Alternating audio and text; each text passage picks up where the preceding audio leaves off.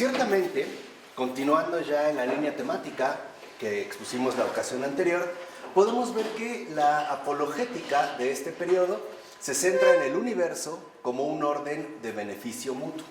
O sea, ya en esta apologética, digamos, se empieza también a plantear el universo como un modelo que de hecho expondría, o más bien pondría al descubierto, este orden basado en el beneficio mutuo, ¿no? O sea, finalmente en el beneficio mutuo que estamos llamados a conseguir. Entonces, en gran medida, como la nueva ciencia natural, y en parte inspirada por ella, presenta el universo como un sistema que se ofrece a nuestra mirada y al cual podemos acceder como un todo, adoptando el punto de vista del espectador imparcial. Pues ¿esto qué significa? Que se ha cambiado la perspectiva, ¿no? Ahora la ciencia natural nos presenta un universo básicamente ajeno a nosotros y ante el cual nosotros podemos ponernos, por decirlo así, enfrente. O sea, en pocas palabras, a partir de aquí, ahora el universo es concebido como un objeto, que en latín significa objectum. O sea, literalmente enfrente. Entonces, al estar enfrente, nosotros dirigiríamos nuestra mirada y entonces asumiríamos, a su vez, la posición de un espectador imparcial, ¿no? Digamos, el universo nos manifestaría un espectáculo de visión, pero que ya no nos vincula de manera directa. Y por ejemplo, eso es lo que Hutcheson introdujo a través de su teoría moral y que Adam Smith siguió y luego también lo hicieron los utilitaristas. Sobre todo, esta cuestión del espectador imparcial. Y esta es, por supuesto, la posición clásica de la desconexión, que presenta el universo como un cuadro de que el pensador, en este caso el agente humano, está desvinculado. O sea, se empieza, por decirlo así, a objetualizar el propio universo, ¿no? Podemos tomar distancia precisamente de este universo y entonces dirigirnos a él como un espectador, algo que en realidad requiere la aplicación de mi mirada, pero que no involucra de ninguna manera un vínculo profundo. Y dicho sea de paso, este es uno de los errores que en su gran obra, por ejemplo, Michel Henry va a tratar de corregir. El hecho de esta postura equivocada que nos coloca como un espectador imparcial sin ningún vínculo directo con toda la realidad creada. Ahora, ¿cómo afecta esto a la religión y la apologética de esta época? O sea, ¿de qué manera va a repercutir, en este caso, en la religión? Dice, precisamente en tanto fomenta una actitud desconectada, pues se supone que los propósitos de Dios se pueden leer como situados fuera de esta imagen del mundo, que es de hecho una expresión de Martin Heidegger, ¿no? Él se refiere a esta época precisamente como la época de la imagen del mundo. Y por ende, la bondad y justicia de Dios queda ya fuera de nuestra humana captación. O sea, lo único que nosotros ya podemos percibir es, digamos, lo que podemos mirar a través de esta imagen que nos representa el universo. Pero todo lo que tenga que ver, por ejemplo, con su bondad o su justicia, precisamente estaría ya más alejada de nuestra humana captación, ¿no? Quedaría, digamos, fuera de nuestro propio alcance. Entonces, se asume la certeza de que tenemos todos los elementos necesarios para llevar a cabo un juicio a Dios. O sea, ahora a partir de este espectador imparcial también se va a adoptar la actitud de un enjuiciador. ¿Por qué? Porque de esta manera se buscará absolverlo triunfalmente mediante nuestra propia apologética, pues comprendemos ahora cómo funciona todo, que es parte de la apologética deísta, y podemos entonces establecer un juicio, ¿no? Dicho de otra forma, ahora justo a partir de esta postura de desvinculación, ¿no? Que sería la postura clásica de la desvinculación, el hombre va a elaborar un juicio precisamente acerca de Dios a partir de la imagen del universo que él percibe, o que en este caso, vamos a decirlo así, él asume. Entonces, antes, ¿no? Por el contrario, en las situaciones desesperadas en el mundo que él había creado, podíamos vernos inclinados a dirigirnos a él como auxiliar e incluso como redentor, aceptando al mismo tiempo que no podíamos comprender cómo era posible que su creación hubiera desembocado en aquella situación problemática y de quién era la culpa. Al menos antes se suponía, en términos muy claros, que presumiblemente la culpa había sido nuestra. Entonces empezamos a ver cómo se empiezan a evaporar poco a poco nociones tan relevantes como la noción de caída o de pecado, que lo veremos más adelante, y ahora a partir de este modelo, ¿no? Que el intelectual asume a partir de su mirada, a partir de su postura imparcial, entonces buscará establecer un juicio sobre Dios, sobre el beneficio mutuo, porque ya se supone que tenemos todos los elementos necesarios para ir más allá del misterio, o mejor dicho, para hacer desaparecer el misterio, para disolverlo, justamente a través de nuestra humana comprensión.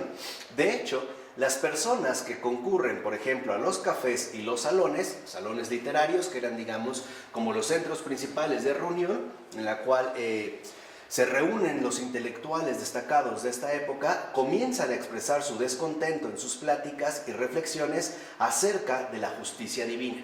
Ese es el tipo de juicio, ¿no? Ahora se va a enjuiciar a Dios a partir de los elementos a los que podemos acceder justo en esta postura de espectador imparcial. E incluso los propios teólogos comienzan a sentir que este es el desafío que deben enfrentar para poder resistir la ola de falta de fe que se avecina.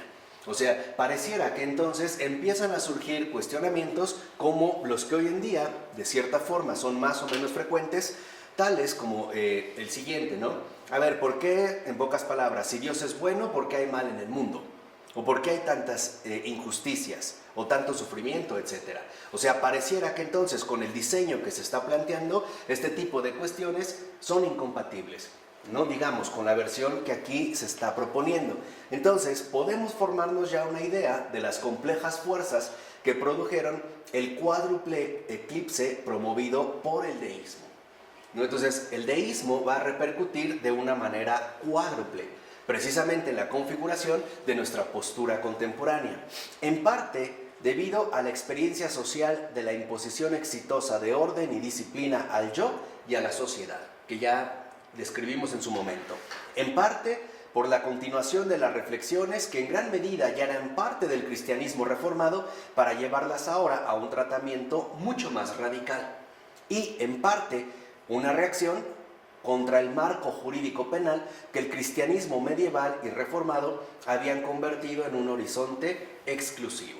O sea, tratar de desligarse finalmente de cuestiones de culpa o expiación, o incluso, digamos, de aquel factor que recayera sobre la propia responsabilidad humana. Entonces, ¿qué quedaba de Dios después de este cuádruple eclipse deísta? Pues algo significativo. Dios no desaparece. Pero ahora Dios sigue siendo el creador y por lo tanto nuestro benefactor, a quien le debemos gratitud más allá de toda medida. Esto no se niega. Esto es, a pesar de este cuádruple, esta dimensión cuádruple del deísmo, se sigue conservando. Y asimismo le agradecemos su providencia que ha diseñado nuestro bien. O sea, ahora el bien se entiende como un diseño de beneficio mutuo que estaría inserto ya o explícitamente dado en la propia imagen del universo. Pero esta providencia no deja de ser algo exclusivamente general. O sea, ya es impersonal. Es como si habláramos de la composición adecuada de un cuadro, por utilizar la figura de la imagen. No es como hablar que la técnica del artista es extraordinaria, pero ya no repercute en nuestra realidad concreta. ¿Por qué? Porque ahora se considera que los milagros y las intervenciones particulares quedan fuera.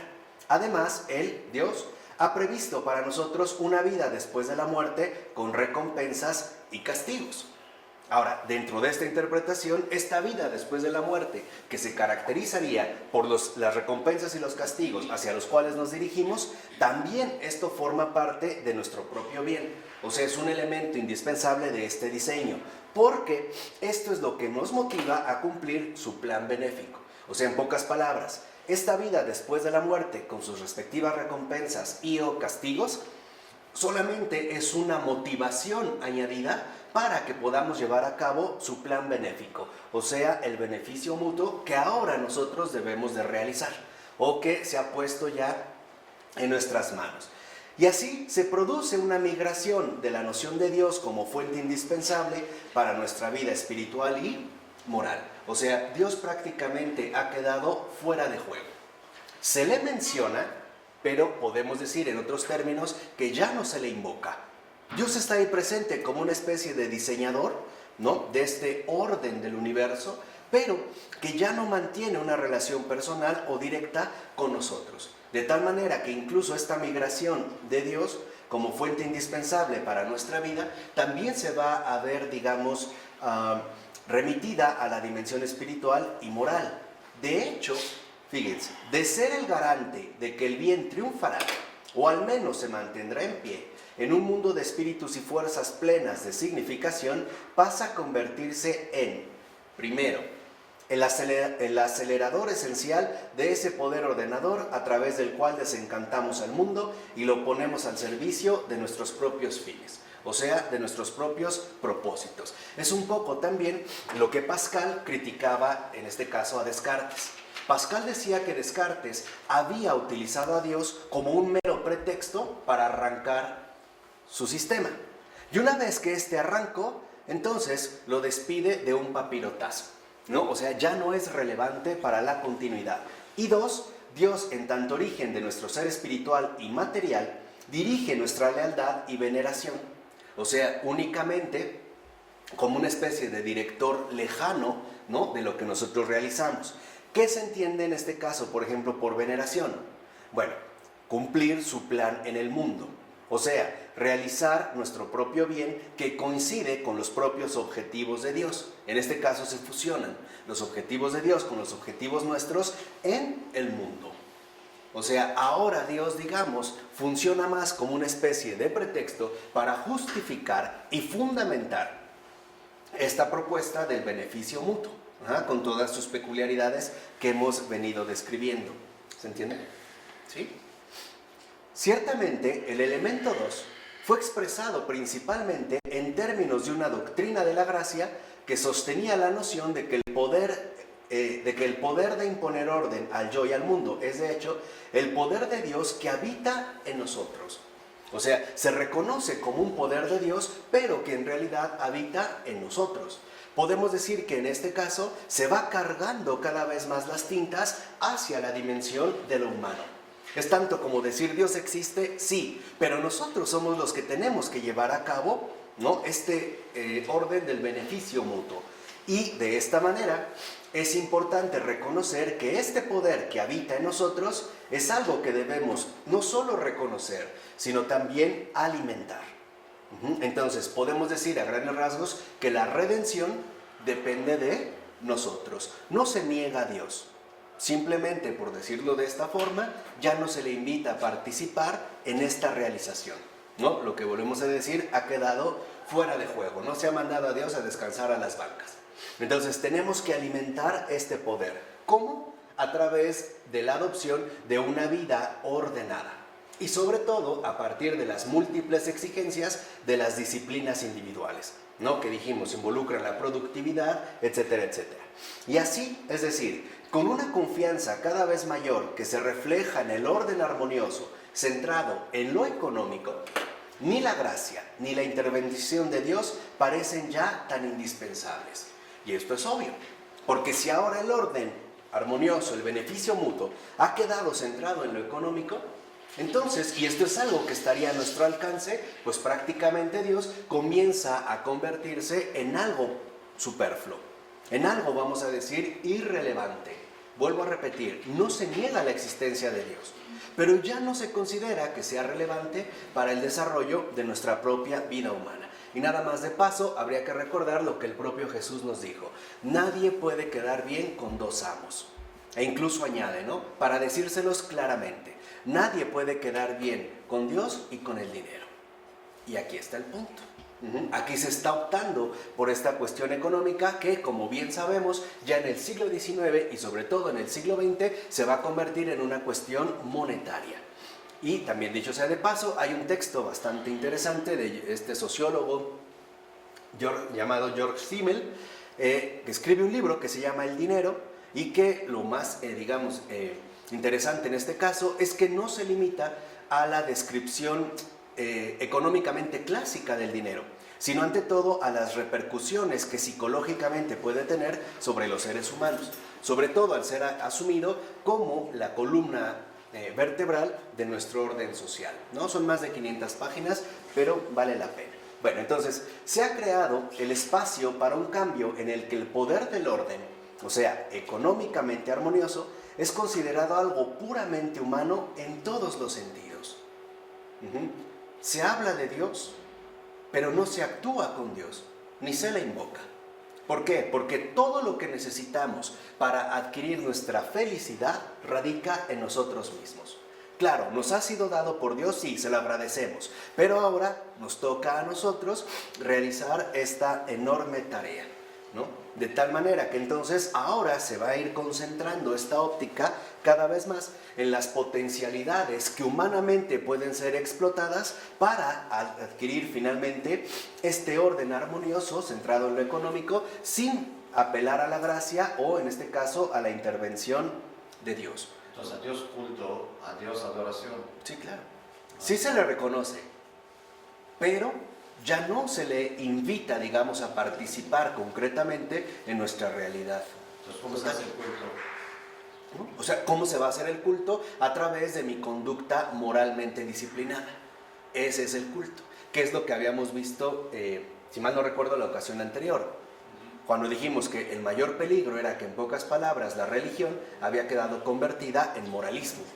Entonces, ¿cómo voy a adorar a Dios en siendo una persona moralmente disciplinada? Y además, siendo una persona económicamente productiva.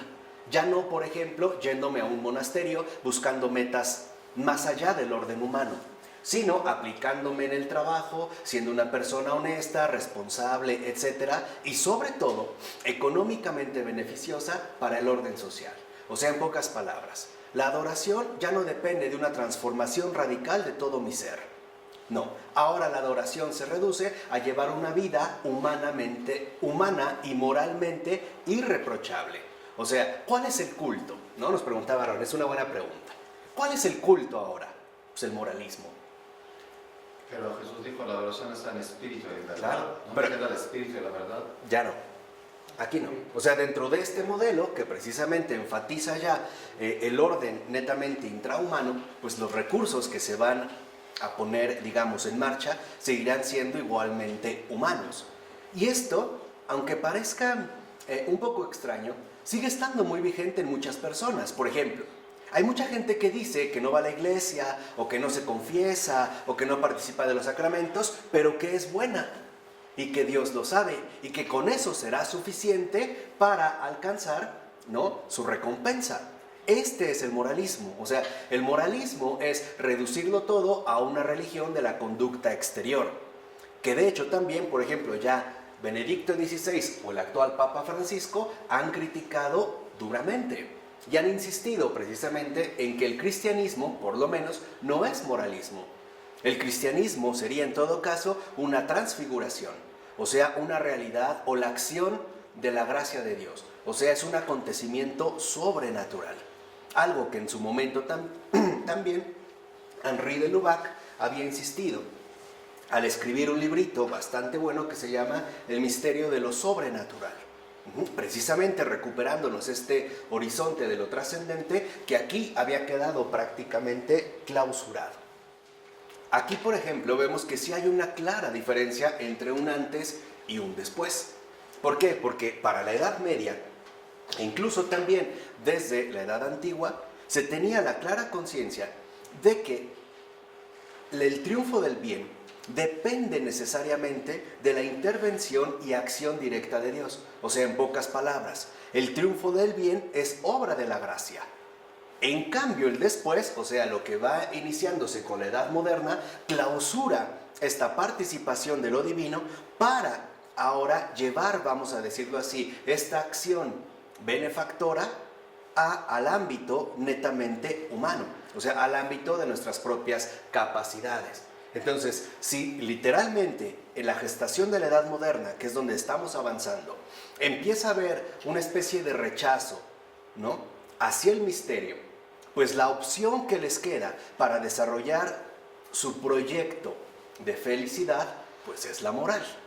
¿Por qué? Porque la moral, como lo vemos en Kant, puede ser planteada en términos de un sistema moralmente racional, moralmente coherente y además moralmente seductor. ¿Por qué? Porque no nos exige buscar o recurrir a instancias más allá de nuestras propias capacidades, ¿no? Aunque aquí Kant ciertamente es vacilante. Por ejemplo, al plantear la realidad del noumeno, lo que hace Kant es inventarse dos mundos. Un mundo que nos es accesible humanamente a través de nuestras capacidades y que él llama el mundo fenoménico, pero deja, por así decirlo, un huequito para esta dimensión trascendente en el mundo nouménico, que al que nunca podremos acceder precisamente porque está más allá de nuestras propias capacidades cognoscitivas. No es, digámoslo así, no puede presentarse para nosotros en términos de fenómeno, sino en términos de noumeno, que se ha traducido como la cosa en sí. Entonces, Kant, por ejemplo, no rompe tajantemente con ello, pero por supuesto que lo va a relegar a una condición, vamos a decirlo así, inalcanzable para un ser humano. Y por ello va a poner el énfasis total en la dimensión que humanamente sí estaría a nuestro alcance y que es la dimensión moral. Por ello, en el sistema kantiano, el punto de gravedad más fuerte en Kant es su teoría moral, o sea, su crítica de la razón práctica. Esta es, digamos, la verdadera fuerza del sistema kantiano. Al grado de que después los post-kantianos, por ejemplo, seguirán enfatizando en esta línea ética y habrá algunos que buscarán irse al noumeno y por ello, ¿no?, digamos, rechazar este énfasis del fenómeno. ¿Vamos? O sea, nada más como para poner una distinción muy clara a este respecto, que de hecho esa es la crítica más fuerte de Nietzsche a Kant. Lo que Nietzsche le critica a Kant es que tuvo miedo, por decirlo así, de romper por completo con esa dimensión trascendente. Y entonces lo que hace en su crítica de la razón pura es darle un lugar, ¿no?, inaccesible, pero bueno, por lo menos lo toma en cuenta. Entonces dice finalmente Nietzsche, para eso escribió su crítica de la razón pura, para después darle este lugar, pero enfatizarlo ahora todo sobre el ámbito humano en su crítica de la razón práctica, y que es una crítica más o menos similar, la que le haría en este momento, digamos, casi su predecesor, que es Schopenhauer. En pocas palabras, lo que Schopenhauer le critica a Kant es que elimina a Dios por completo en la crítica de la razón pura, pero lo vuelve a dejar entrar por la puerta trasera en la crítica de la razón práctica. O sea, el hecho de que no se haya atrevido a romper por completo con esta presencia de Dios. ¿Qué es la razón pura y la razón práctica? Para Kant, la razón pura es como nuestra capacidad trascendental para poder captar los fenómenos. O sea, la razón pura son las condiciones esenciales de cognoscibilidad o trascendentales del conocimiento. De tal manera que entonces para Kant crítica significa límite. Entonces en la razón pura lo que él va a tratar de establecer es qué sí puedo conocer y qué no puedo conocer. O sea, establecer o fundamentar la distinción entre el fenómeno que sí puedo conocer y el noumeno, que está más allá de mis posibilidades humanas. Esa es la razón pura.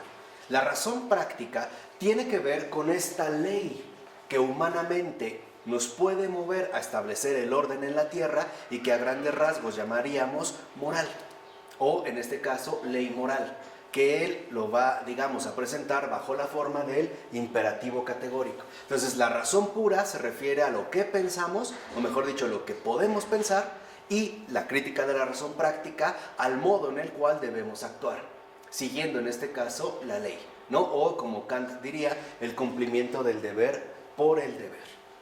Entonces, en este, digamos, como dice Charles Taylor, en esta transición, vemos cómo aparece un espacio sin referencia a un creador en tanto perspectiva espiritual que se fue haciendo cada vez más viable y aceptable. Sí, Dios está ahí, pero no tiene que ver conmigo. ¿Dios existe? Sí, no se niega la existencia de Dios, pero no tiene nada que ver conmigo, ante todo en la adquisición de mi propio desarrollo personal, o sea, sobre todo en la adquisición de mi felicidad, no solo a nivel individual, sino también a nivel social. ¿Tú sabes si Hume llega a decir que Dios no existe? Sí, claro, lo vamos a ver adelante, de hecho, mencionaremos a Hume. Pero en el caso de Hume, es que déjame avanzar para entender, si no nos faltan unos conceptos para poder conectarlo bien, ¿no? Entonces, de hecho, se necesitaron dos condiciones para la aparición de esta perspectiva, o sea, el dejar a Dios fuera de juego. Una negativa, o sea, que el mundo encantado se desvaneciera, ¿no? Ahora todo es evidente, ¿no? Tenemos la capacidad de comprender el universo, pero también, y esto es más importante, se requirió una dimensión positiva. Acuérdense que la visión clásica solo habla de la dimensión negativa. Es que superamos los prejuicios, la edad oscura, la edad de la ignorancia, y entonces alcanzamos, ¿no? La edad de la razón. Dice Taylor, no es tan sencillo, porque también hay una condición positiva. ¿Cuál? Que surgiera una concepción viable de nuestras máximas aspiraciones espirituales y morales, prescindiendo de Dios, en tanto algo pensable y accesible. O sea, el hecho, en pocas palabras, que no resintiéramos la carencia de Dios. Esta es la dimensión positiva. Tuvo que darse un sustituto de esta presencia de lo divino.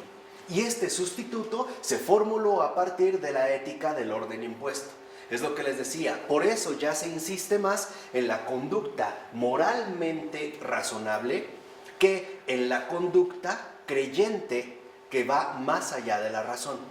Esta es, digamos, otra dimensión. Y esta concepción se basó ante todo en una formulación de la experiencia ética que pareciera posible de llevar a cabo confiando única y exclusivamente en los poderes humanos. O sea, sin gracia ni misterio. Esta es la estrategia fundamental. Esta es la verdadera estrategia. O sea, aquí, digamos, lo que provocó que se volviera algo viable y accesible para muchos, por no decir para una gran mayoría, es que nos presentaba una alternativa que en efecto, uno, nos resultaba convincente, dos, nos resultaba lógicamente aceptable y tres, nos resultaba también algo fácilmente accesible. En pocas palabras, esta estrategia, ¿de dónde adquiere su fuerza? De la promoción en el alma humana de la vanidad y el orgullo. O sea, en el promover esta idea moderna tan eficaz y tan poderosa que hoy incluso ya la podemos llamar por su nombre, autosuficiencia. Es esto lo que se ha puesto en juego. O sea, hay una especie de sutil tentación en este planteamiento o en esta alternativa, porque ahora se supone que vamos a confiar de manera exclusiva en nuestras propias capacidades humanas. Y por lo tanto, ya no sería necesario apelar a la gracia o hablar, en este caso, del misterio. Basta con que tú te vuelvas moralmente disciplinado para que vayas, en pocas palabras, por el camino correcto. No necesitas apegarte a una religión o no necesitas aún más, ¿no?, ser fiel a los misterios de la tradición cristiana. Basta con que tú asumas unos criterios de vida moralmente elevados y por lo tanto un modelo de vida socialmente productiva. Este es el punto, o sea, esta es la estrategia. No solo se trata de que se desencantó el mundo, claro, ya no había estas dimensiones, digamos, extrahumanas. No, esto no es, ahí no está la fuerza.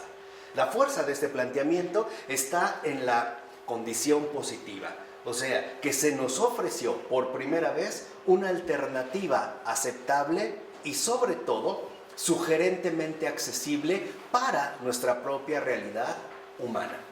Ahora la salvación depende de tu rectitud moral, depende de que seas un hombre bueno, no un hombre santo. ¿Sí? Este es, digamos, el punto medular. Entonces, los puntos centrales en los que Dios parecía una fuente indispensable de este poder ordenador fueron los que comenzaron a desvanecerse y volverse prácticamente invisibles. Pero no importaba la salvación. ¿No? O sea, sí se tiene.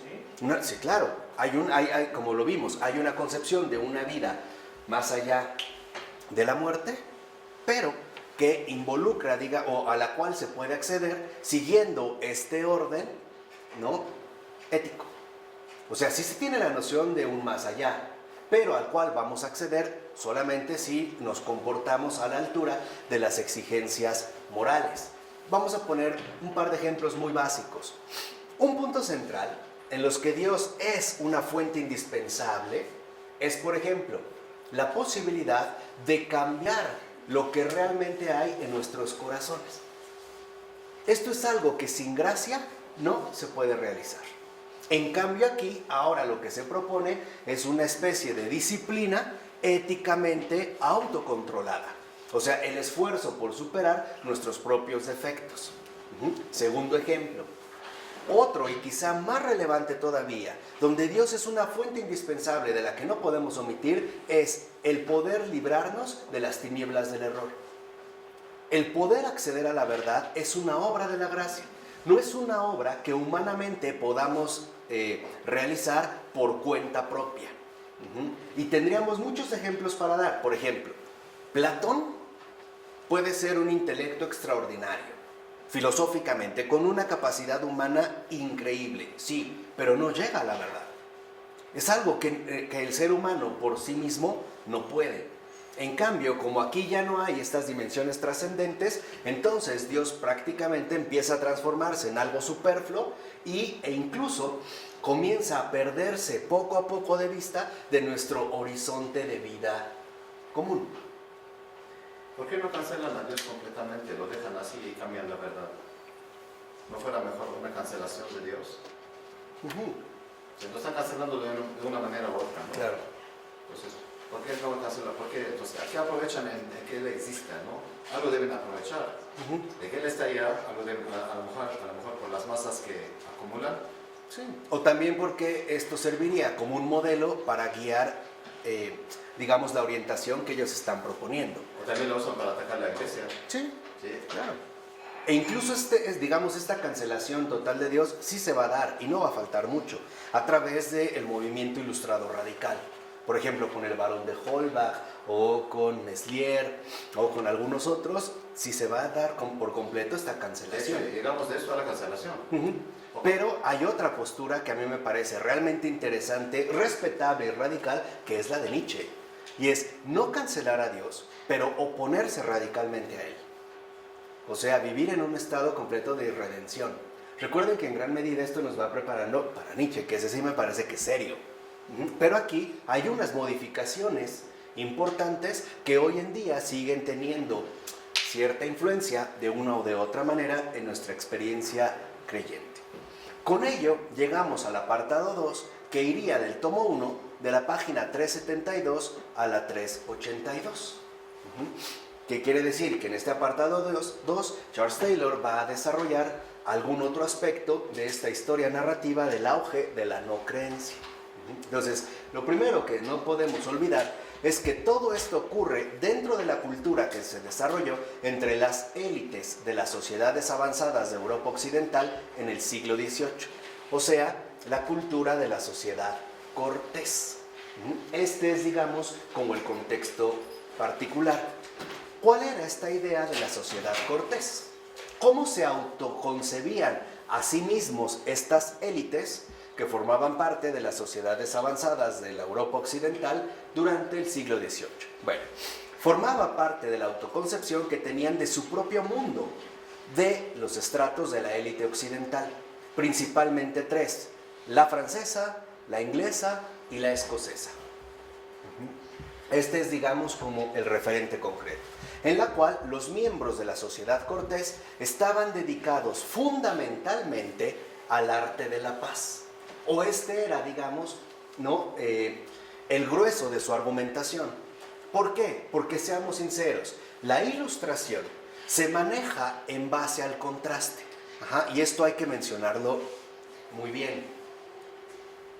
La Edad Moderna, y especialmente la Ilustración, tiene una estrategia peculiar para resaltar lo que busca y degradar lo que rechaza, y es el contraste. Por ejemplo, son los primeros que empiezan a hablar en términos de una edad oscura, de una edad violenta, de una edad primitiva, es decir, no civilizada, en oposición a la cultura ilustrada, que es racional, que no es bárbara y que en este sentido es cortés. Por eso ellos van a decir que se dedican al arte de la paz en contraste con el pasado de la sociedad medieval, ante todo violenta, ¿no? Bárbara, e incluso después lo van a mencionar religiosa, es decir, no racional. ¿Sí me explico? Esto es vital porque es parte también de las estrategias que ellos van a emplear. Ellos acuñan el término edad oscura para crear, por así decirlo, ¿no?, un ilusionismo mental que nos lleve a considerar que la época de la cual hablan sí es una época iluminada. Por eso se le va a llamar el siglo de las luces. Pero esto es un vil prejuicio que no se puede mantener si uno se toma con un poquito de seriedad el propio estudio de la historia. La Edad Media no tiene absolutamente nada de oscuro. Oscuro, la Edad Moderna. Este sí está llena de oscuridades. Pero a nosotros nos puede llegar a seducir, vuelvo a repetir, en términos mentales, discursivos, psicológicos, la estrategia que emplean del contraste. O sea, los medievales son una masa de gente ignorante, religiosa, sucia y violenta.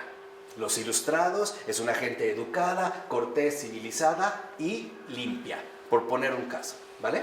¿Entendemos aquí los mecanismos que se están poniendo en marcha?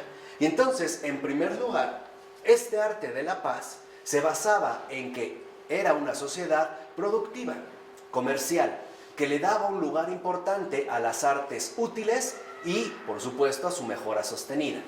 Es decir, que la dimensión económica de la sociedad y el progreso económico en particular, o sea, el beneficio individual, eran altamente valorados.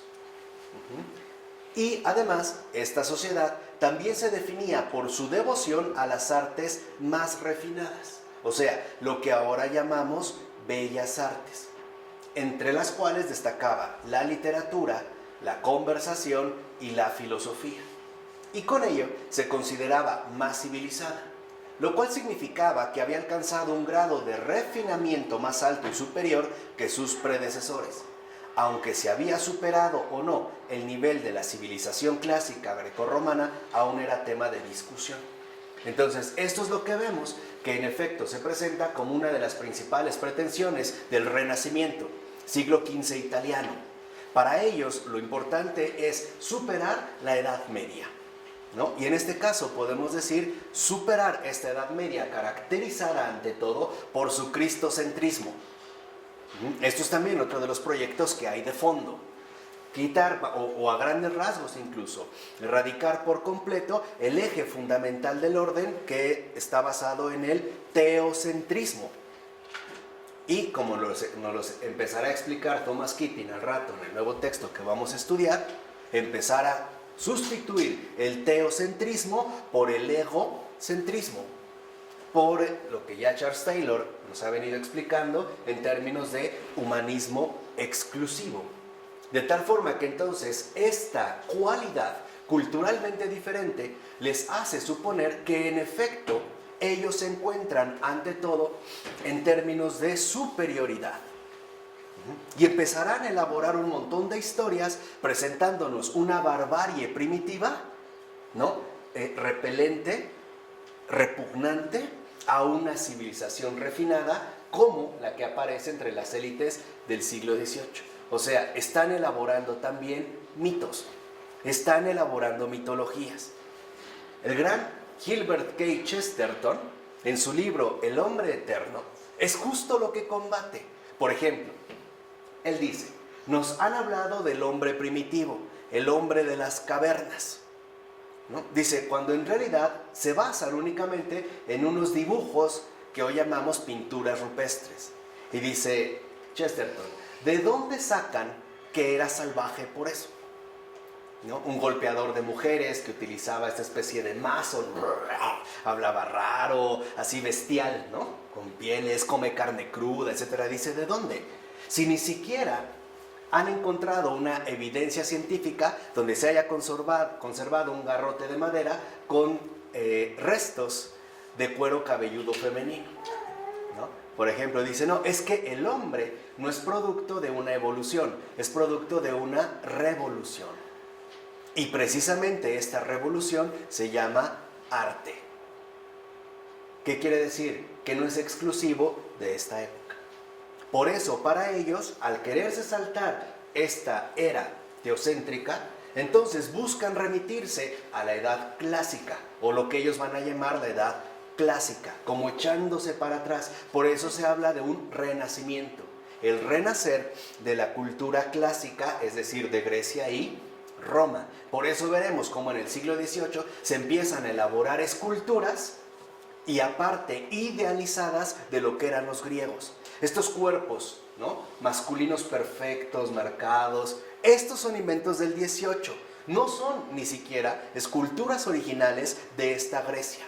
Y esto es algo, por ejemplo, que promovieron ante todo los alemanes, encabezados por Winkelmann. La idealización de un pasado griego paradisiaco que la Edad Media, o sea, el cristianismo, porque siempre es contra el cristianismo, eclipsó. Y en pocas palabras, echó a perder. Entonces ellos lo que sí es no se ponían de acuerdo si habían alcanzado o no el nivel de sus antecesores o no. Pero algo era un hecho, de acuerdo con esta postura. Estaban mejor que en la edad bárbara y violenta que llamamos Edad Media. ¿Vamos? Pero esto, fíjense, no solo quería decir que dicha sociedad se definía a sí misma por sus objetivos centrales. ¿Cuáles eran los objetivos centrales? Paz en lugar de guerra. Mejora en las artes en lugar de aprendizaje de técnicas de combate. O sea, el refinamiento moral. Sino que también se enorgullecía de sus estilos de acción característicos. ¿Cuáles eran? Modales refinados o corteses, que eran la clave para definir ciertos tipos de sociabilidad para poder relacionarnos con los demás, de acercarnos a ellos, de conversar con ellos.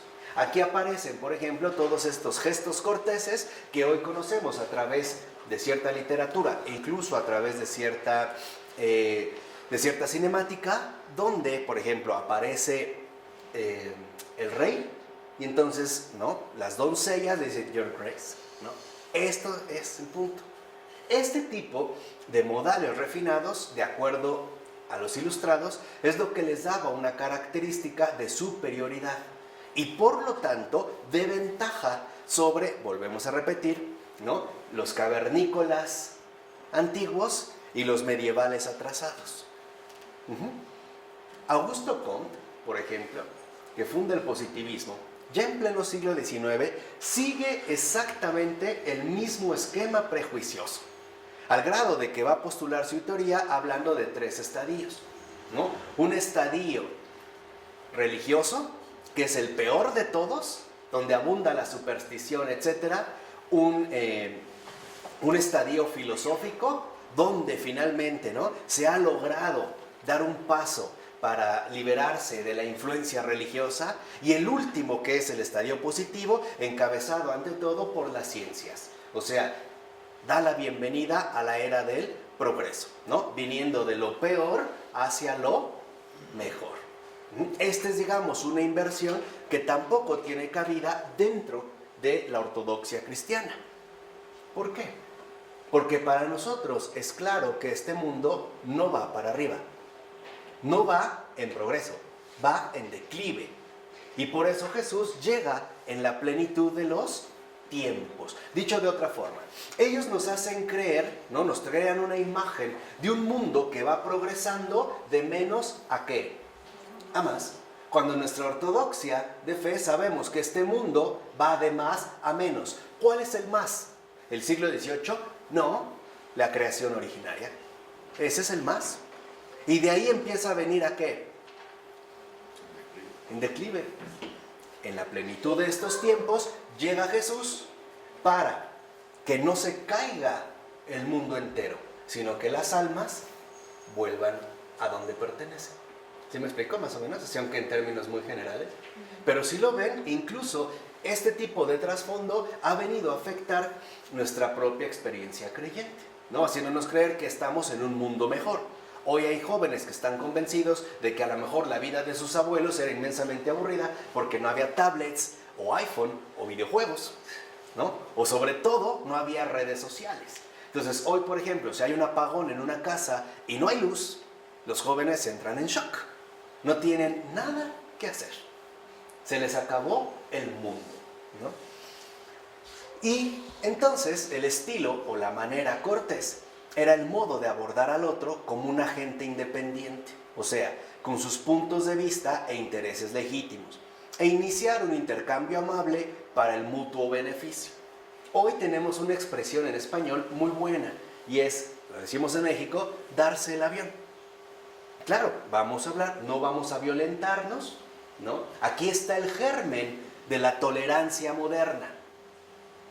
La tolerancia moderna es, di lo que quieras, no me importa. Esto está aquí. Ese es el modo cortés. Vamos a hablar en términos refinados, pero sin establecer compromisos definitivos, ¿no? Y así entonces, ¿no? Por eso el locus, o sea, el lugar paradigmático de esta sociedad, aparte del mercado, obviamente, por la productividad económica, es el salón literario o el café. Pues ahí tenía lugar la conversación ilustrada que se ampliaba continuamente gracias a un espectro de publicaciones recientes destinadas a alimentar este tipo de intercambios, ¿no? Son lugares muy peculiares donde estas élites se reúnen para llevar a cabo este tipo de discusiones, o vamos a decirlo así, para adoptar y después también propagar este tipo de mentalidad, ¿no? Este tipo de cambios. Por eso hoy vemos cómo es a veces realmente difícil establecer compromisos definitivos. Más bien tendemos, ¿no?, a reconocer la validez del otro, pero también a rebajar mi propia convicción, suponiendo que estamos hablando o abordándonos en términos de independencia. O sea, en pocas palabras, que cada quien piense lo que quiere. Por eso la Iglesia Católica es tan criticada, porque no cede a este tipo de exigencias. Una de las cosas, por ejemplo, que se le ha pedido desde ahí a la Iglesia Católica es que no diga que ella tiene la verdad, sino que es una verdad más entre otras. Pero como ella dice que no, o como nos aferramos a que no, pues entonces somos excluidos de esta manera cortés, ¿no? Por eso no nos reunimos en los cafés o en los salones literarios, sino en parroquias donde abunda la gente irracional, bárbara, oscurantista, prejuiciosa e ignorante, ¿vale? Por ponerlo un poco en términos ilustrados. De ahí vemos que en pocas palabras lo que están haciendo es una caricatura. No tienen seriedad histórica. Los ilustrados no tienen, de verdad, una seria formación histórica. Se dejan llevar por idealizaciones, pero sumamente, digamos, atractivas para cualquiera, ¿no?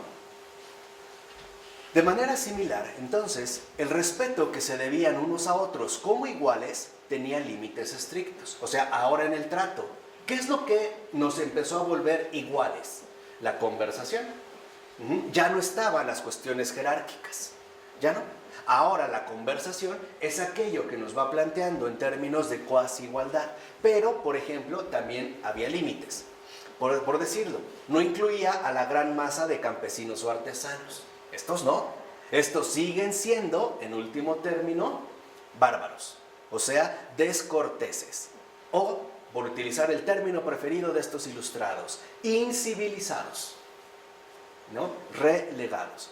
Pero sí lograba reunir de manera notable, es decir, sin excesiva distancia de rango, a nobles y plebeyos bien acomodados, ¿no? Ahora, la conversación es el vehículo por medio del cual se establecen este tipo de relaciones sociales. Ya no las convicciones, por ejemplo, religiosas, porque se considera que las convicciones religiosas son auténticas fuentes de conflicto. Y este prejuicio se sigue viviendo en estos días. ¿Cuánta gente no está convencida de que no se puede hablar de religión? Después dijeron que ni de política, ahora añadieron que ni de fútbol. No más falta que nos digan que tampoco se puede hablar de redes sociales. porque entramos en conflicto. Es un prejuicio y de aquí viene. O sea, de antemano para nosotros la religión es violencia. Y como nosotros trabajamos en el arte de la paz, entonces lo mejor que podemos hacer es hacerla a un lado, ¿va? Ahora bien, por debajo de los modales corteses estaba lo que los escritores franceses llamaban Llamar. ok. Este es un derivado de una palabra latina, que es mores, y apelaba a las costumbres, que es, digamos, a grandes rasgos, lo que define la moral. O sea, ¿qué se entiende por esto? El complejo de valores y normas, en gran medida no expresados, que guiaban a los miembros de la sociedad cortés en sus relaciones mutuas. O sea, ante todo, lo que debe prevalecer entre los seres humanos, o sea, entre la sociedad ilustrada, es el trato, el tipo de trato que se deben, ¿no?, de dar unos a otros. Entonces, si lo vemos, ya no se toleran las disputas teológicas y ahora todo se va a concentrar en el arte del refinamiento, que hoy lo seguimos haciendo. O sea, o nosotros ya tenemos establecidas, por decirlo así, programaciones muy concisas sobre cómo debemos comportarnos en ciertas circunstancias y aún más, cómo debemos comportarnos ante ciertas personas. De aquí se empieza a promover. De hecho, era cuestión de lo que se requería y habilitaba lo que estaba por debajo de la propia dignidad o lo que ella misma exigía, lo que era vergonzoso y honorable, desvergonzado o halagador. En pocas palabras, ahora ya no depende, por ejemplo, de que se te respete por lo que eres, no, sino por cómo te comportes. Y esto es lo más delicado en esta cuestión.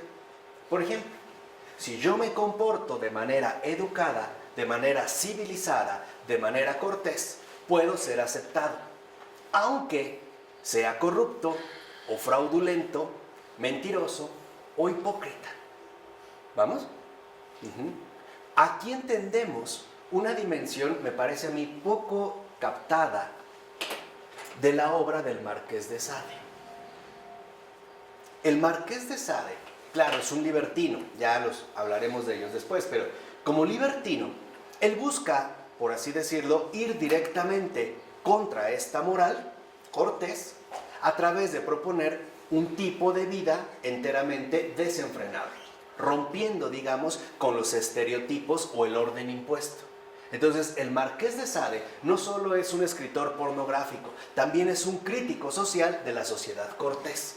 ¿Por qué? Porque lo que él expone es que básicamente, si lo ven, sus personajes son nobles o aristócratas, o sea, pertenecen a un estatus elevado de la sociedad, pero por debajo, ¿no?, por debajo de sus relaciones formales, por debajo de su comportamiento, hay un montón de depravaciones que buscan mantenerse escondidas.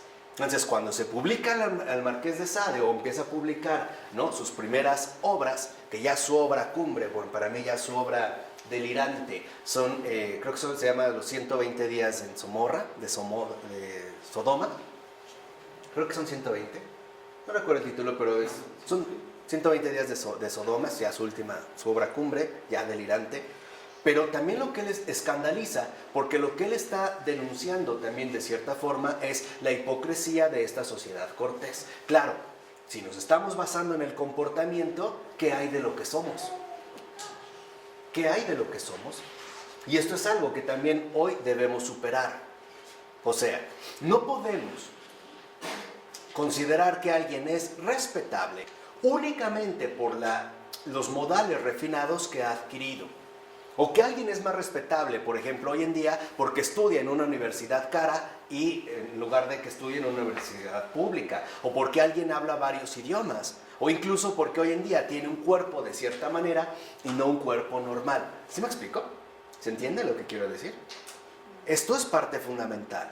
O sea, si uno lee bajo este contexto al Marqués de Sade, entendemos cuál es su propuesta. El desenmascarar este tipo de sociedad del comportamiento cortés, ¿no?, del comportamiento correcto. Bajo esa perspectiva, puede ser interesante leer al Marqués de Sade, aunque no es en absoluto necesario. Pero, bueno, bajo este contexto, ¿vamos? Entonces, lo que vemos es que aquí hay una especie de olvido del ser, ¿no? Vamos a plantearlo aquí ya en términos un poquito metafísicos. Se ha olvidado el ser y ahora va a empezar a adquirir relevancia el aparecer. Por eso los vestidos de esta época suelen ser tan llamativos. Por eso los modales son tan importantes. Por ejemplo, que si una dama está en una reunión, no puede reírse a carcajada abierta. Solo puede sonreír y ocultando su rostro detrás del abanico. Por ejemplo, por poner un caso. O que al comer no puede utilizar las manos. Tiene que utilizar los cubiertos y comer incluso a un cierto ritmo determinado, ¿no? La cuchara para la sopa se tiene que tomar con tantos dedos, levantar a la altura de la boca y acercar. Y solamente la punta de la cuchara debe de introducirse en la punta de los labios, sorber el líquido sin hacer ruido y entonces devolver la cuchara y esperar un poco. De ahí viene, por ejemplo, que el pan va a la izquierda, la bebida a la derecha, ¿no? Los cubiertos ordenados y el dejar, por ejemplo, por educación, algo de comida, que es algo nefasto. Hay gente que así la educaron, tienes que dejar un poco, porque si te lo acabas, dirán que estás hambriento o que eres un muerto de hambre. No se dan cuenta que tirar la comida es pecado. Claro, exacto, pero vean desde dónde, o sea, por esta división. Entonces, ¿qué sucede? Y hay que decirlo también en términos abiertos. Esta dinámica también afectó al clero. Porque muchos altos, ¿no?, funcionarios de lo divino, como les llama el Papa Francisco, creyeron que es su modo de presentación lo que les asigna el respeto. Y eso es totalmente falso. No es un nombramiento, es un compromiso. Y es una exigencia.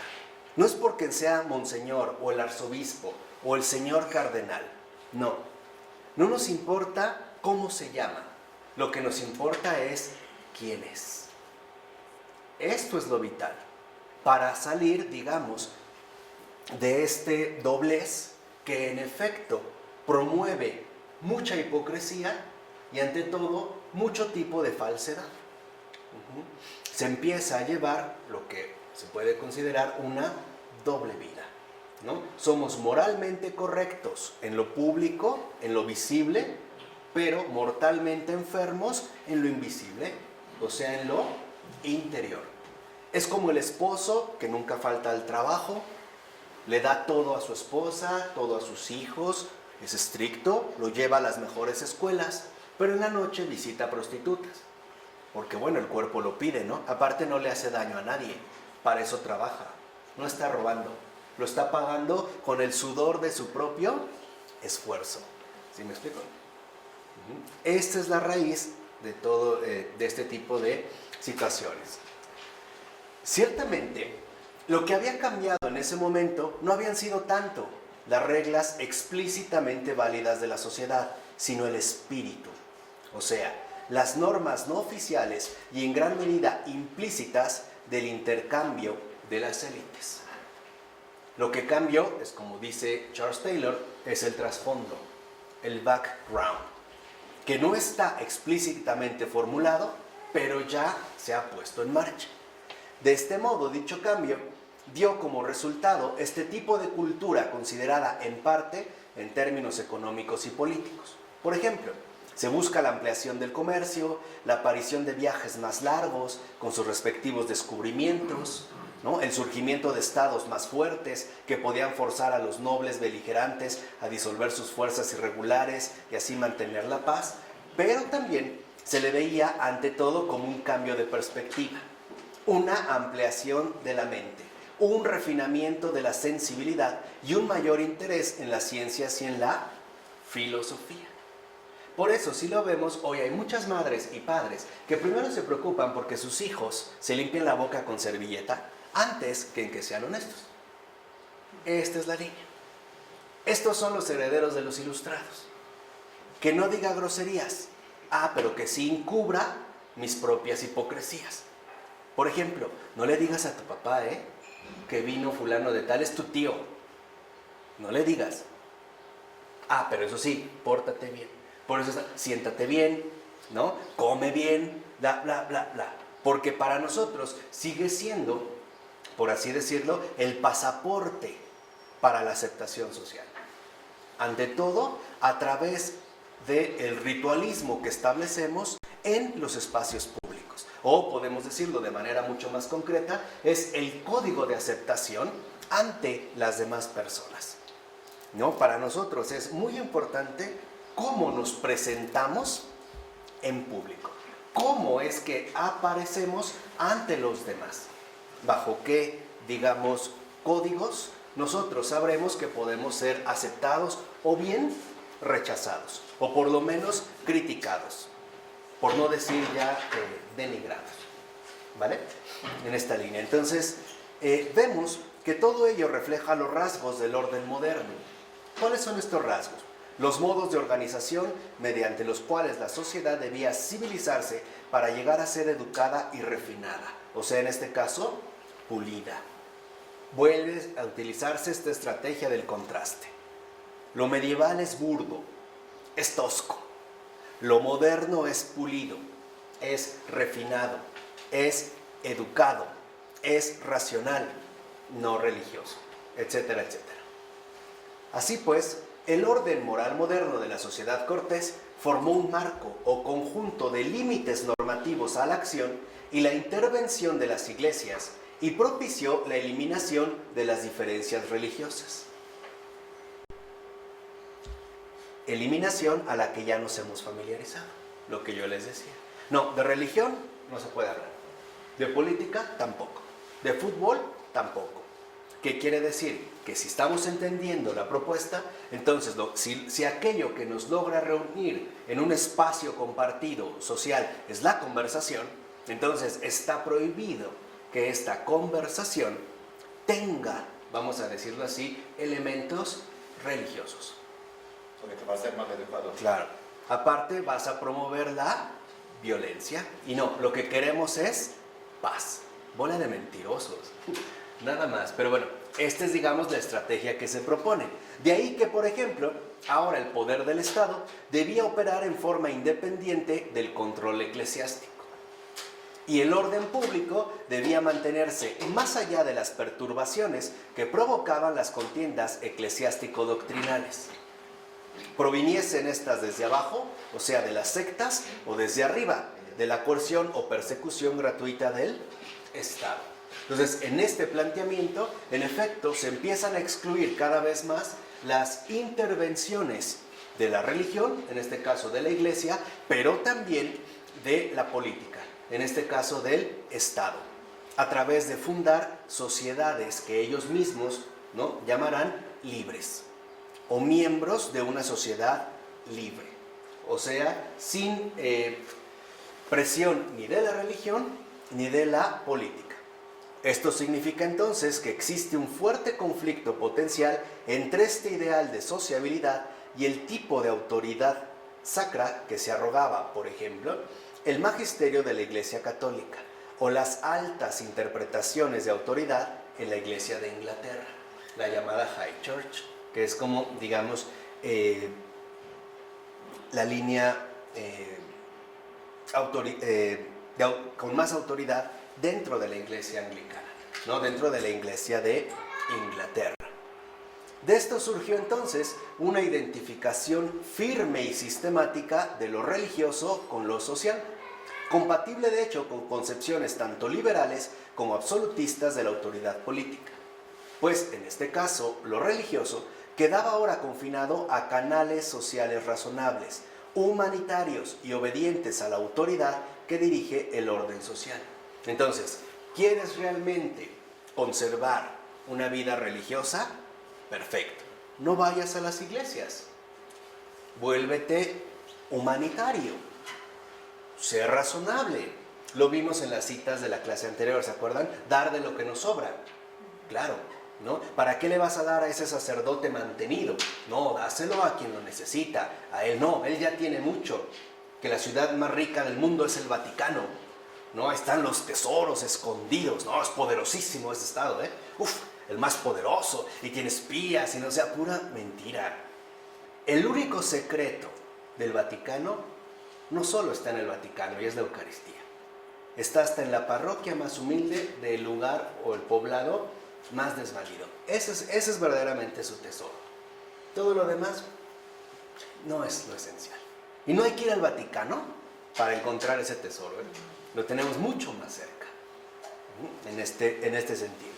Entonces, en la medida en que la figura de Cristo, en tanto divino, respalda las pretensiones de la autoridad sacra, o sea, religiosa, la cuestión de si Jesús era Dios o simplemente un gran profeta o maestro no es ya relevante para la cuestión de si Dios es el diseñador del orden de beneficio mutuo.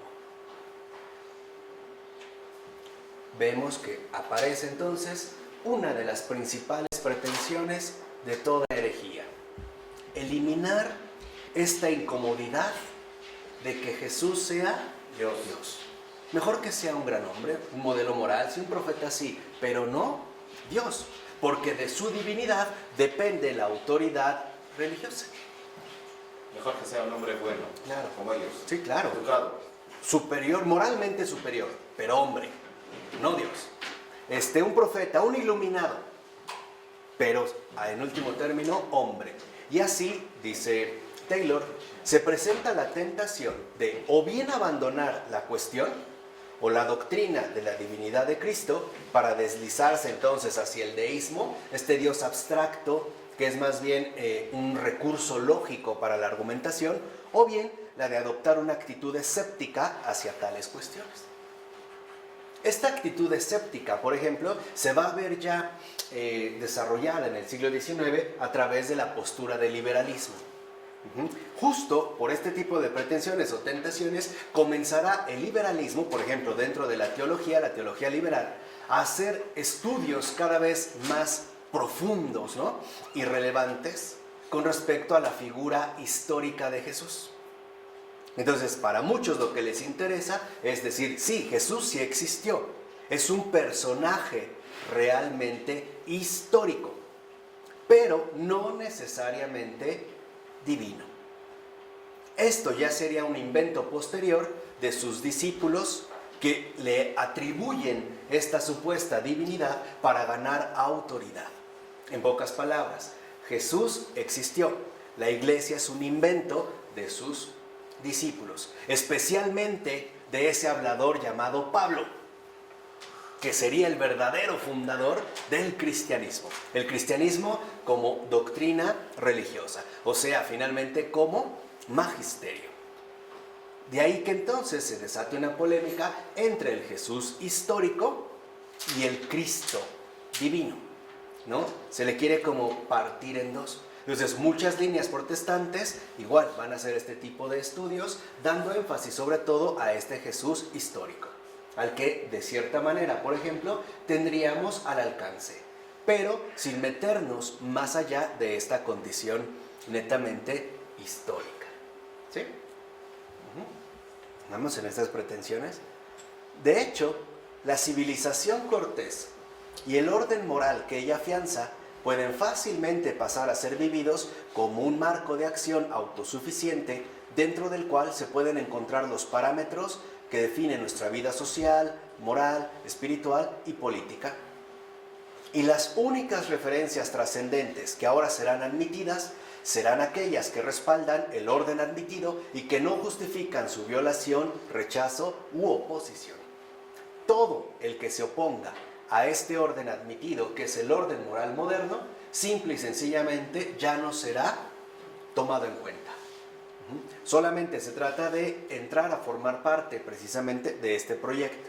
Y así podemos ver la perspectiva que emerge de esta lógica en algunos términos clave usados por los escritores del siglo XVIII, los cuales categorizaron tres tipos de religiones peligrosas. Fíjense, ahora toda religión es peligrosa, toda religión es un abuso, abusa de la gente ignorante, explota a los pobres, Ajá, te lava el cerebro, ¿no? Es el opio del pueblo, Extremismo. de acuerdo con Marx, ¿no? Es la puta de Babilonia. Como si, sí, en serio. Como todavía un autor como César Vallejo lo menciona, ¿no? No, así es, la iglesia es la puta de Babilonia. Sí, o sea, así la van a identificar, ¿no? Entonces, pero la van a definir en tres tipos, tres religiones peligrosas, pero ya no le llaman religión. Y aquí es donde entra David Hume. Les van a mencionar o superstición, o fanatismo, o entusiasmo. Entonces ya no se habla de religión. Se va a hablar en un caso de superstición, en algún otro de fanatismo y otro de entusiasmo. ¿Qué es superstición? Fíjense, para ellos, ¿qué es la superstición? ¿O qué entendían? ¿Cómo definían la superstición? Designaba la dimensión encantada de la religión, o sea, los ritos, cultos y prácticas que formaban parte de la magia en general. Lo cual, dicho sea de paso, era una continuación y ampliación del vocabulario protestante, ya existente de condena al catolicismo. ¿Se acuerdan lo que había hecho Calvino? Justamente rechazar toda la dimensión sacramental por considerarla magia. O sea, sin un fundamento auténtico. Entonces, para ellos la superstición es vivir una vida de culto. O por decirlo así, superstición es llevar una vida litúrgica, participar en cualquier ritual. Eso es superstición. ¿Qué es el fanatismo? Designaba el tipo de certeza religiosa que el agente o persona en cuestión le parecía autorizarlo a ir mucho más allá. Es decir, a llegar a cometer grandes y peligrosas violaciones al orden de beneficio mutuo. En pocas palabras, el fanático es el verdadero discípulo de Jesús. O sea, el verdadero creyente. Incluso no solo de Jesús, puede ser un creyente musulmán o un creyente hindú, qué sé yo. ¿Por qué? Porque muchas veces, precisamente, ¿no?, esta certeza religiosa le permitiría violar este orden de beneficio mutuo. O sea, oponerse al proyecto moderno. Acuérdense que ya también se nos había dicho que primero, ¿no?, lo dijo San Pedro, primero hay que obedecer a Dios y después a los hombres. Aquí no. Aquí lo que se busca es que primero se obedezca a los hombres. Y a Dios lo puedes hacer, pero en privado. O sea, sin atentar con este orden de beneficio mutuo. Ese es el fanático. El converso es el fanático. Es el que no se ajusta plenamente a este orden. Y el entusiasmo. El entusiasmo le llamaban o significaba la certeza de que uno escuchaba la voz de Dios y por eso podía actuar en función de ella sin tener que depender de la autoridad externa, ya fuera eclesiástica o civil. Ese era el entusiasmo. Entonces, para ellos, básicamente, la religión se podía caracterizar en estas tres dimensiones. O bien, todos los ritos y cultos, o sea, las prácticas de devoción, el tipo de certeza que puede guiarnos incluso a morir. El Espíritu Santo. Claro, ¿no? Bueno, digamos aquí para entenderlo, certeza que nos puede llevar incluso a morir sin doblegarse ante las exigencias del orden vigente, o el tipo de comunicaciones sobrenaturales que se pueden llegar a presentar y que esto podría causar precisamente el ya no estar sometido a la autoridad en cuestión. Por eso era un peligro. ¿De qué autoridad está hablando? Ya fuera eclesiástica o civil. No le importa, para ellos no les importa la autoridad eclesiástica civil. Bueno, en este caso, como autoridad externa. O sea, la idea es que todos nos ajustemos a lo que ellos precisamente nos van proponiendo. Ese es el propósito. Este es, digamos, lo que realmente se busca alcanzar. Entonces, el ala, por ejemplo, menos radical de la Ilustración, podía ser mucho más blanda en cuanto a la superstición que en cuanto a las otras dos desviaciones. O sea, la superstición, ok, pero nada de fanatismo ni de entusiasmo. Escritores como Hume o Gibbon, por ejemplo, parecían dar por sentado que la Ilustración y la cortesía seguirían siendo privativas de las élites. Y por eso el problema era todavía el cómo mantener el orden en las masas. Por ejemplo, para Hume, la superstición, bueno, ok, se podía permitir porque era un medio de controlar a las masas. Porque las masas, el pueblo, la gente en general, nunca podría acceder a la verdadera ilustración y por lo tanto a la cortesía. Pero esta ala menos radical de la ilustración, para esta ala, una pequeña superstición podía ser incluso algo bueno, ¿no? Ya que lograba satisfacer los impulsos religiosos sin causar rebelión. Recuerden que de acuerdo con ellos el propósito es conservar la paz, ¿no? Lo cual suponía que aquello que definiría únicamente a la religión sería entonces el mero culto, pero no las doctrinas. ¿Por qué? Porque éstas podían ser una fuente de disputas y conflictos con los creyentes de otros credos. Entonces, por ejemplo, ok, tú puedes prender tu veladora a tu Dios, pero sin basarte en ningún tipo de doctrina. O sea, sin basarte en ningún tipo de autoridad distinta a la que está proponiendo el orden moderno. En este caso, por supuesto, el antimodelo principal, en tanto enemigo peligroso del orden socialmente establecido, pues era el cristianismo católico. Ese era el enemigo. ¿Por qué? Porque era una superstición en verdad vinculada a una doctrina firme y militante. No se podía, vamos a decir, concebir un cristianismo sin este tipo de militancia, sin este compromiso profundo con una doctrina que sabemos que es una persona y todas las implicaciones que justamente esto lleve consigo. Pero entonces no se busca el buen comportamiento, se busca el poder. Claro, bueno, esa va a ser otra situación que va de fondo, pero por lo menos la manera de llegar ahí es convencernos que hay alternativas distintas a las que nos puede proponer, por ejemplo, una iglesia. O en este caso, vamos a decirlo así, la religión.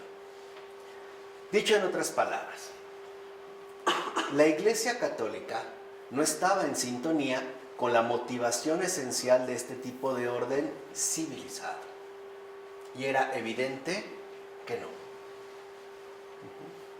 ¿Por qué? Porque este orden civilizado conducía a situaciones que humanamente eran, por lo menos, bastante criticables, como hoy ya lo podemos ver.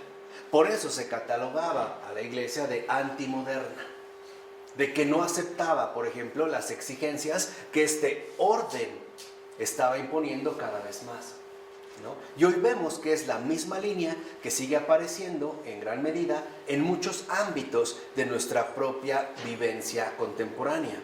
Por ejemplo, una de las cosas que se le suele rechazar a la iglesia es que sea retrógrada, ¿no?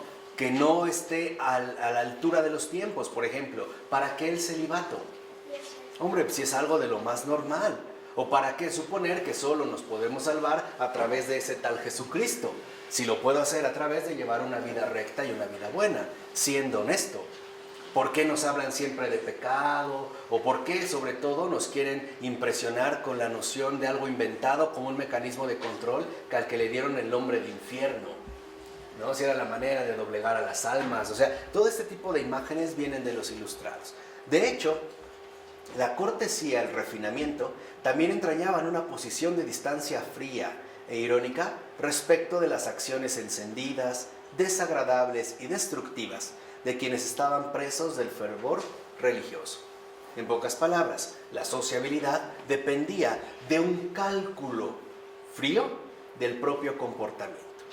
O sea, esta sociabilidad o este orden de sociabilidad que se está implementando poco a poco tiene como base la frivolidad.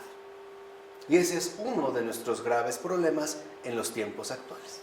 Nos comportamos frívolamente unos con otros. Tenemos conversaciones insustanciales. No damos pasos serios en un compromiso auténtico. No vamos al encuentro de la otra persona. Nos bastan las formalidades, ¿no? El comer bien, el no generar disputas, o como hoy en día se le llama, el pasar un buen momento, sin manifestar un verdadero fuego, ¿no?, de devoción. Ya no, apaga tu fuego. O sea, tienes que ser hielo, tienes que ser ecuánime, tienes que ser correcto, Que sí sean hablar de Dios, ¿no? Sí, o si vas a hablar de Dios, pero sin militancia, sin apasionamiento, porque entonces podría fomentar conflicto con personas que no compartan tus creencias. Hay que respetar. Claro, exacto.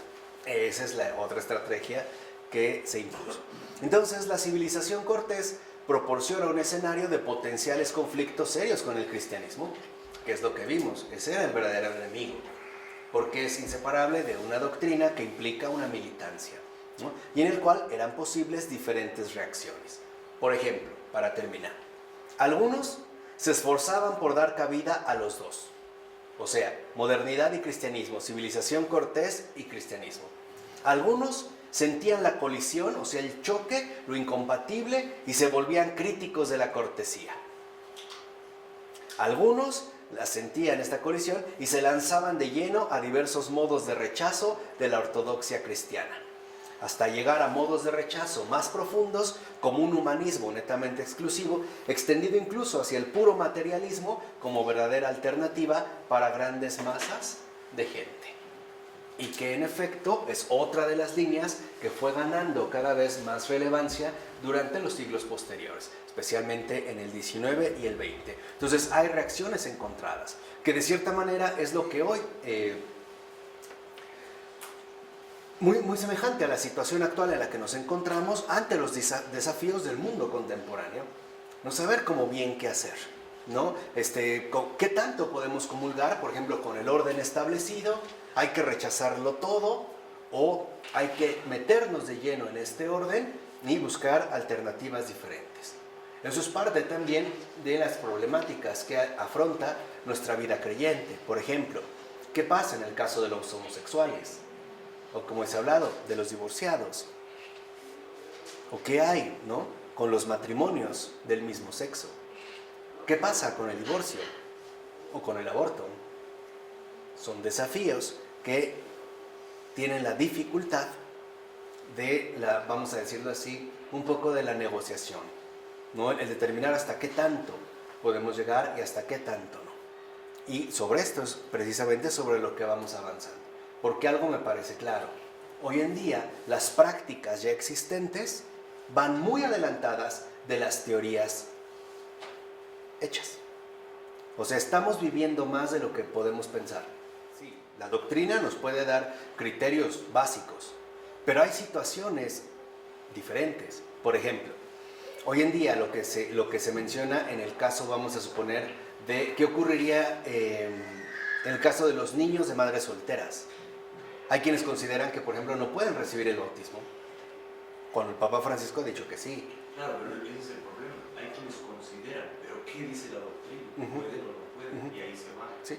Pero sí hay situaciones que hoy en día son, digamos, características de nuestra realidad contemporánea que no está tan fácil de poder resolver. Por ejemplo, la democracia se supone que apoya el peso de la mayoría, al menos en teoría. Pero hoy pareciera que las mayorías pierden relevancia y que las que se llevan literalmente el peso son las minorías. ¿Qué hacemos en este caso? A ver, les voy a dejar nada más una cuestión para que vean que no es tan sencillo. ¿Qué sucede si hoy en día se habla de la libertad de creencia, ¿no?, y el respeto, ¿no?, al culto que debe prevalecer en una sociedad liberal y democrática?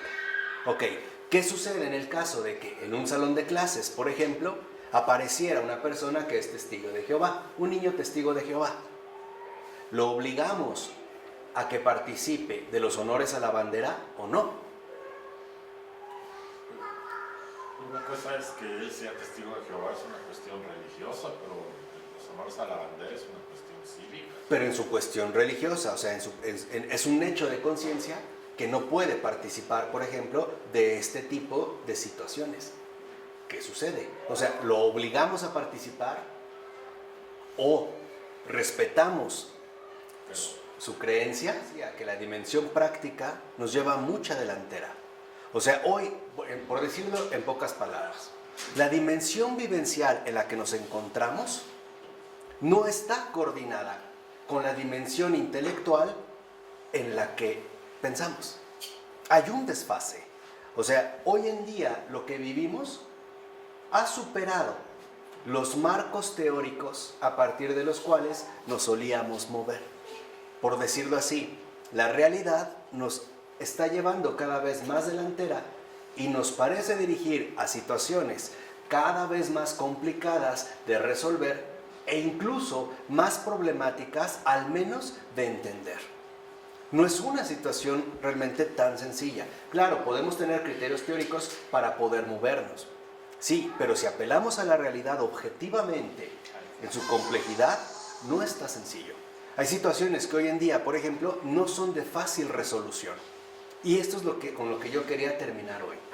Que no caigamos en la tentación también de elaborar estrategias simplificadoras, pero insustanciales. Hoy tenemos que aprender a afrontar los desafíos presentes a la luz, obviamente, de la verdad y de lo que poseemos, pero sin minimizarlos. O sea, sin quitarle peso a la realidad ante la cual nos encontramos día con día. Esto también es parte de lo que tenemos que hacer, al menos como creyentes. Lo que yo les he insistido, estar precisamente a la altura de los tiempos. ¿De acuerdo? Bueno, vamos a dejar de hasta aquí. En nombre del Padre, del Hijo y del Espíritu Santo.